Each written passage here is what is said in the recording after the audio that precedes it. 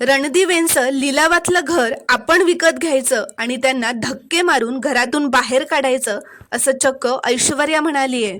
श्री स्वामी समर्थ प्रेक्षकांनो, आता सुमित्रा खूपच रडत असं म्हणत असते की आपल्याला घर सोडून जावं लागणार आहे। ऋषिकेश, खरंच आपण रस्त्यावर येणार का रे? तर इथे दुसरीकडे ऐश्वर्या तिच्या बाबांना असं म्हणते की डॅडा, मला असं वाटतंय की रणदिवेंचं लिलावातलं घर आपण विकत घ्यायचं। सगळ्या रणदिवेंनी माझा अपमान करत आणि मारत मला त्या घरातून बाहेर काढलं ना, आता मी त्या सगळ्या रणदिवेंना धक्के मारून त्या घरातून कसं बाहेर काढते ते फक्त बघाच। तर इथे जानकी ऋषिकेशला असं म्हणत असते, तो दिवस अखेर उजाडलाय जेव्हा हे घर आता आपल्या हातात नसेल। घराचा उंबरठा कायमचा ओलांडताना मी माझ्या लोकांना नाही बघू शकत ऋषिकेश।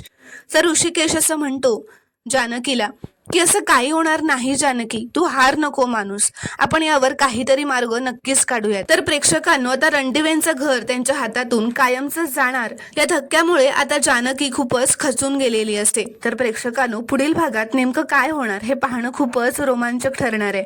व्हिडिओ आवडल्यास एक लाईक नक्की करा आणि चॅनलला प्लीज सबस्क्राईब करा।